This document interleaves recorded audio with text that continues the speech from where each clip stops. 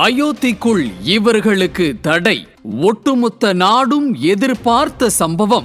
முக்கிய முடிவு யோகியின் கையில். 2 ஆண்டுகளுக்கு முன்பு உத்தரப்பிரதேச மாநிலம் அயோத்தியில் குழந்தை ராமருக்கு கோவில் எழுப்பப்பட்டு இந்துக்களின் பல நூற்றாண்டு கால கனவு நிறைவேற்றப்பட்டது. அக்கோவிலின் மூலம் உத்தரப்பிரதேசம் பொருளாதார ரீதியில் வளர்ச்சி கண்டு வருகிறது. உள்நாடு மற்றும் வெளிநாடுகளில் இருந்து சுற்றுலா பயணிகள் மற்றும் பக்தர்கள் அக்கோவிலுக்கு ஆண்டுதோறும் கோடிக்கணக்கில் படையெடுக்கிறார்கள். இந்த நிலையில் இவற்றை சீர்குலைக்கும் வகையில் சமீபத்தில் ஒரு சம்பவம் நிகழ்ந்தது. புனித ராமர் கோவில் வளாகத்தில் இருக்கும் சீதா ரசோய் என்ற புனித இடத்தில் காஷ்மீர் உடையில் வந்திருந்த இஸ்லாமிய நபர் ஒருவர் அமர்ந்து நமாஸ் செய்ய தொடங்கினார். இதை பார்த்து அதிர்ச்சி அடைந்த அங்கிருந்த பாதுகாப்பு பணியாளர்கள் அந்த இஸ்லாமிய நபரை தடுத்தனர். திடீரென்று அந்த நபர் மத ரீதியிலான கோஷங்களை எழுப்ப தொடங்கினார். உடனே இத்தகவல் அருகில் இருக்கும் காவல்துறையினரின் காதுகளுக்கு செல்லவே உடனடி நடவடிக்கையாக அந்த நபர் கைது செய்யப்பட்டார். அந்த நபர் ஜம்மு காஷ்மீரின் சோபியா மாவட்டத்தைச் சேர்ந்தவர்.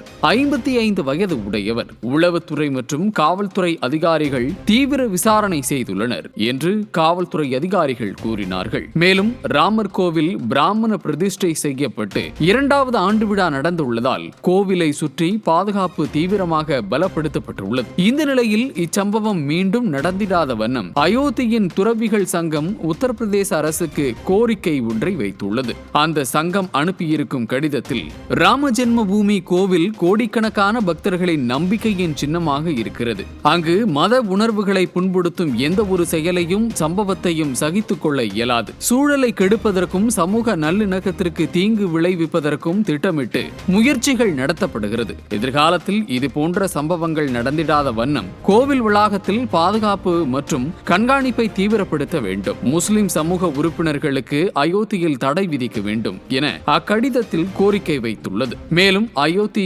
ஆஞ்சநேய கோவிலின் மடாதிபதியான ராஜுதாஸ் கூறுகையில், ராம ஜென்ம பூமி கோவிலில் ஒரு இஸ்லாமிய நபர் தொழுகை நடத்திய நிகழ்வு வன்மையாக கண்டிக்கத்தக்கது. இந்துக்கள் மத வெறியர்களாக இருந்திருந்தால் ராம ஜென்ம பூமி கோவிலில் தொழுகை நடத்தியவர் பிழைத்திருக்க மாட்டார்.